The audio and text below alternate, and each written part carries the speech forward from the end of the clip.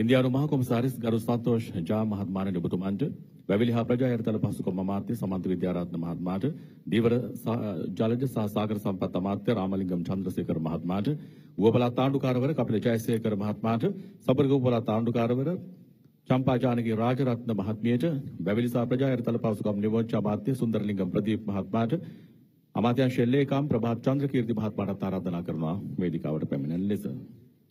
අප සූදානම් ගරු ජනාධිපතිතුමා ඇතුළු සම්භාවනීය පිරිසේ සහභාගීත්වයෙන් යුතුව මුලින්ම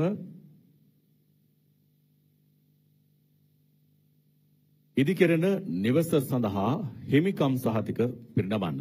අද දවසේ 2000ක පිරිසකට මේ සහතික ලබා දීමට නියමිතයි. ඒ සංකේතවත් කරමින් දැන් 20 දෙනෙකු සඳහා අප මේ සහතික ප්‍රදානය කරන්නට බලාපොරොත්තු වෙනවා.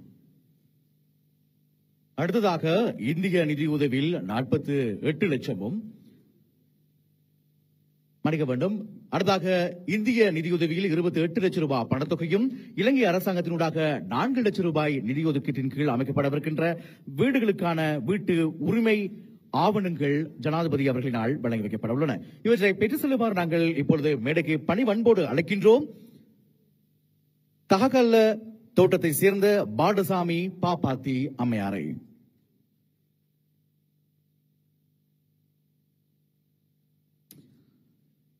அடுத்ததாக பூனாகல தோட்டத்தை சேர்ந்த திருமதி செல்லையா மகேஸ்வரி அம்மையாரை அழைக்கின்றோம்.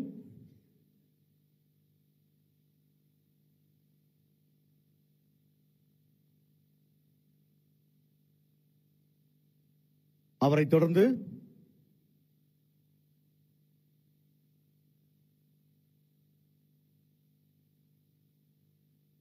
லியன்காவெல தோட்டத்தை சேர்ந்த திருவாளர் ரெங்கன் நடராஜ் அவர்களை அழைக்கின்றோம். வீட்டு உறுதிக்கான ஆவணங்கள் இலங்கை ஜனநாயக சோசலிச குடியரசின் கௌரவ ஜனாதிபதி அனுருகுமார திசாநாயக்க அவர்களினால் இந்த மலையக மக்களுக்கு கையளிக்கப்படும் தருணம் இது.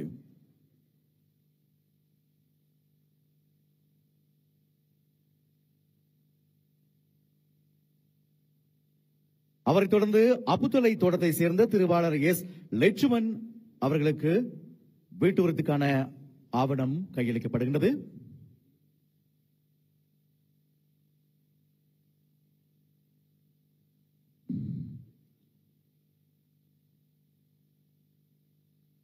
அடுத்ததாக நாயபெத்த தோட்டத்தை சேர்ந்த திருவாளர் ஆர் ராஜகோபாலன் அவர்களுக்கு வீட்டு உறுதிக்கான ஆவணம் கௌரவ ஜனாதிபதி அவர்களினால் கையளிக்கப்படுகின்றது.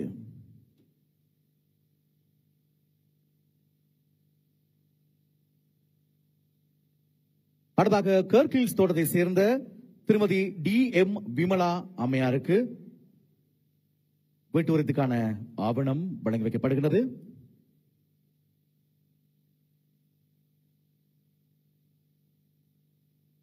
அவரைத் தொடர்ந்து குலுகாகந்த தோட்டத்தை சேர்ந்த திருமதி ஏஜி ஹேமலதா அம்மையாருக்கு வீட்டு உறுதிக்கான ஆவணம் கையளிக்கப்படவிருக்கிறது. 28 லட்சம் ரூபாய் இந்திய நிதி ஒதுக்கீடு, 4 லட்சம் ரூபாய் இலங்கை நிதி ஒதுக்கீட்டின் கீழ் அமைக்கப்படவிருக்கின்ற புதிய வீடுகள், விசேடமாக அனைத்து வசதிகளும் நிறைந்த வீடுகளை மக்களுக்கு கௌரவமாக கையளிக்கும் தருணம் இது. அடுத்ததாக கிரவணாகெட்டிய தோட்டத்தை சேர்ந்த திருவாளர் ராஜமணி சுரேந்திரன் அவருக்கு வீட்டு உறுதிக்கான ஆவணம் கையளிக்கப்படும் தருணம் இது. அவரைத் தொடர்ந்து ரங்கள தோட்டத்தை சேர்ந்த திருமதி ஏ மூக்காய் அம்மையாருக்கு வீட்டு உறுதிக்கான ஆவணம் கையளிக்கப்படவிருக்கின்றது.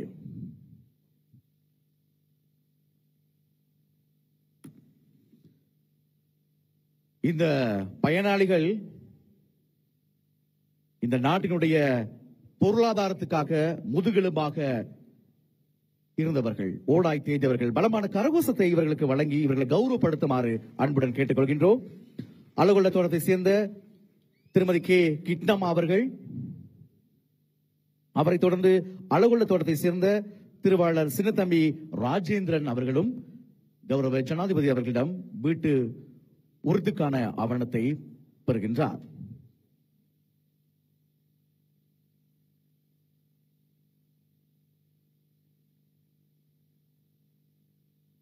ரத்வத்தை தோட்டத்தை சேர்ந்த திருமதி பூச்சி தர்மாவதி அம்மையாரை அழைக்கின்றோம். எண்ணசால்வத்தை திருவாளர் சந்திரதாஸ் அவர்களையும் அழைக்கின்றோம்.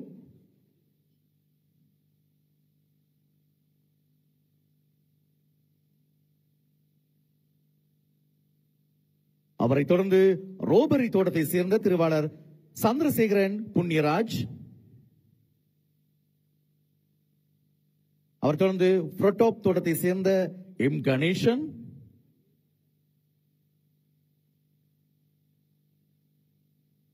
அவரை தொடர்ந்து பெர்லன் தோட்டத்தை சேர்ந்த திருவாளர் பி விஜயகுமார் அவர்கள்,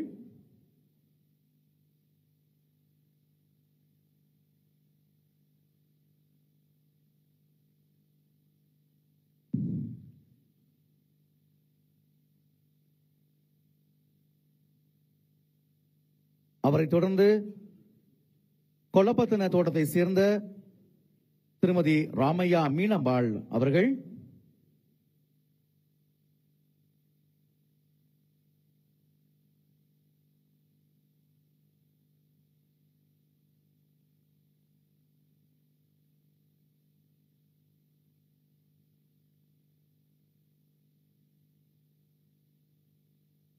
இந்த வேளையில் வீட்டு உறுதிக்கான பத்திரத்தினை பெறுகின்றார் மொனராகலை மாவட்டம் பிபில பிரதேச செயலத்துக்கு உட்பட்ட ரோபரி தோட்டத்தை சேர்ந்த சந்திரசேகர் புண்ணியராஜ் அவர்கள்.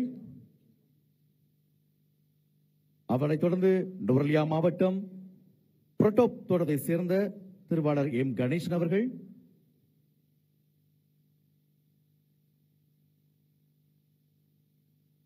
நுவரெலியா மாவட்டம் பெர்லாண்ட் தோட்டத்தை சேர்ந்த பி விஜயகுமார் அவர்கள் இந்த வேளையில் கௌரவ ஜனாதிபதி அவர்களிடம் வீட்டு உறுதிக்கான ஆவணத்தினை பெறுகின்றார்.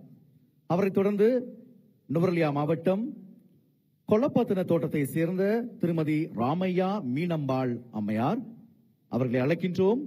வீட்டு உறுதிக்கான ஆவணத்தை பெற்றுக் கொள்ளுமாறு.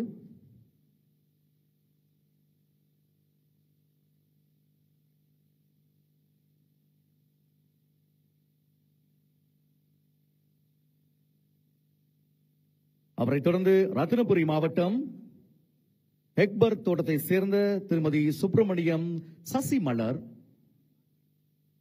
அவரை அழைக்கின்றோம். வீட்டு உறுதிக்கான ஆவணத்தினை கௌரவ ஜனாதிபதி அவர்களிடம் பெறுமாறு.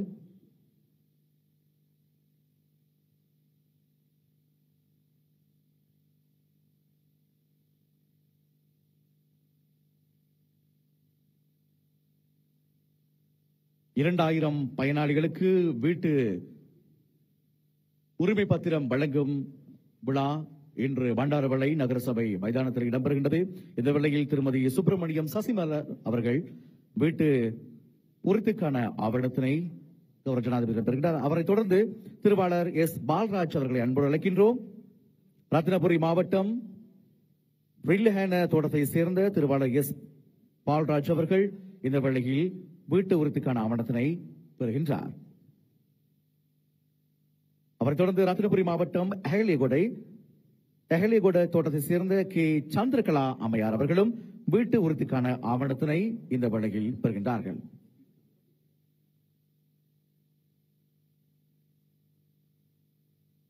ඉදිකරන නිවාස සඳහා හිමිකම් සහතික ප්‍රදානයයි කර ජනාධිපතිතුමාගෙන් සිදු කරනු ලැබුවේ. දැන් ඉදිකල නිවාස සඳහා ඔප්පු ප්‍රදානය සිදු කරනවා ඇති. அடுத்ததாக காணி உரிமை பத்திரம் வழங்கி வைக்கப்படவிருக்கின்றது. திருமதி சுந்தரம் கோகிலவேணி அவர்களை அழைக்கின்றோம். இன்று தினம் 10 பேருக்கு காணி உரிமை பத்திரங்கள் வழங்கி வைக்கப்படுகின்றன. கட்டி முடிக்கப்பட்ட வீடுகள் விசேடமாக நாயபெத்த மெய்யன் நாயபெத்த பதுளை ஆகிய பிரதேசங்களிலே. அவரைத் தொடர்ந்து திருமதி பழனியாண்டி பரிமளதேவி அம்மையாரை அழைக்கின்றோம். உங்களுக்கு தெரியும் பதுளை மாவட்டம் நாயபெத்த பிரதேச செயலக வளையத்துக்குட்பட்ட நாயபெத்த தோட்டத்தில் அனர்த்த அபாயம் இருக்கின்ற மக்களுக்காக இந்த புதிய வீடுகள் கட்டி முடிக்கப்பட்டுள்ளன. அந்த வகையில் இந்த தினம் சம்பிரதாயபூர்வமாக 10 பேருக்கு இந்த காணி உரிமை பத்திரங்கள் கையளிக்கப்படுகின்றன. அடுத்து நாம் அழைக்கின்றோம் திரு அண்ணாவி கிருஷ்ணசாமி அவர்களை.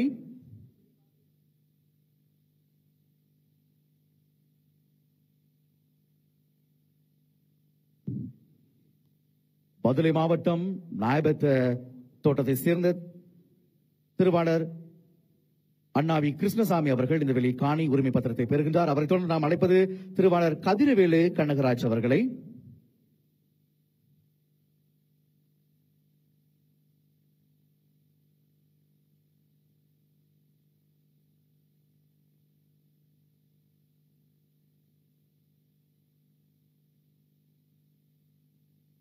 இந்திய அரசின் நிதி உதவியோடும் இலங்கை அரசு இணைந்து மக்களுக்காக வீடு திட்டங்கள் முன்னெடுக்கப்படுகின்றன. அடுத்து அழைப்பது திருவாளர் சின்னையா பெரியசாமி அவர்களை.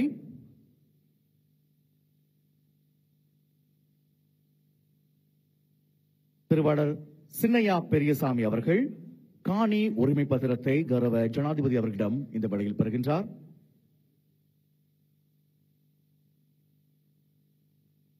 அவரைத் தொடர்ந்து திருமதி மகாலிங்கம் காளியம்மா அவர்களை அழைக்கின்றோம்.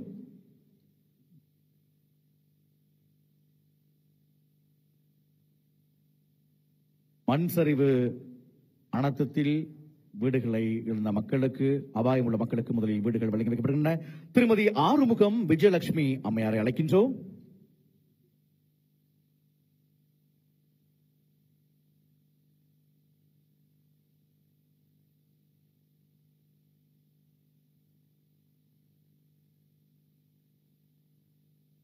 அடுத்ததாக திருமதி பெருமாள் பத்மினி அவர்களை அழைக்கின்றோம்.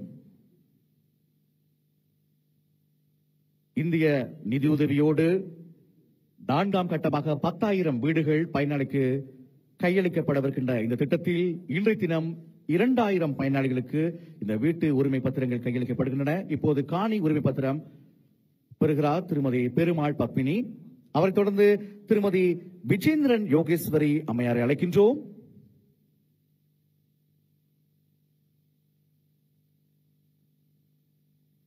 அவரைத் தொடர்ந்து திரு ஐயன்குட்டி ஜெயக்குமார் அவர்கள் காணி உரிமை பத்திரத்தை கௌரவ ஜனாதிபதி அவர்களிடம் பெறுகின்றார்கள். இவர்கள் பதுளை மாவட்டம் நாயபத்த தோட்டத்தை சேர்ந்த மக்கள்.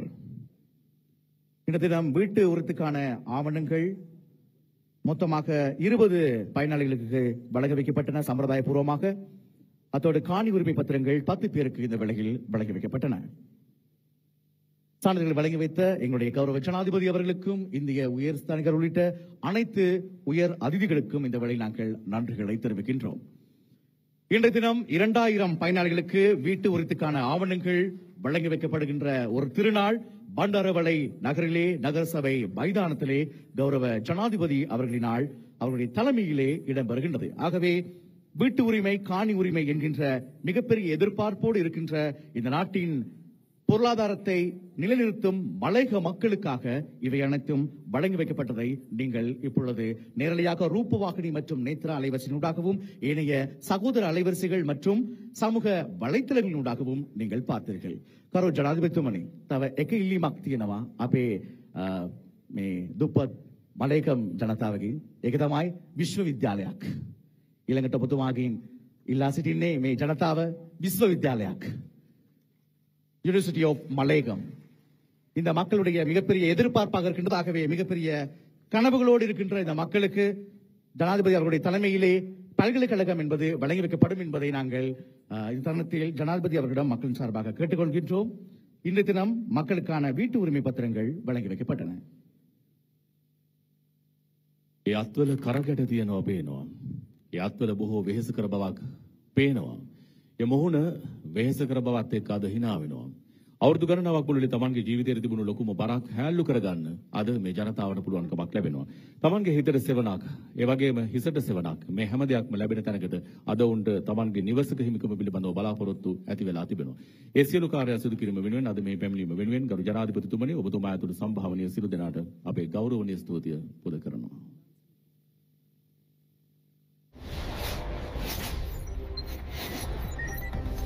අලුත් තොරතුරු Breaking News Alert.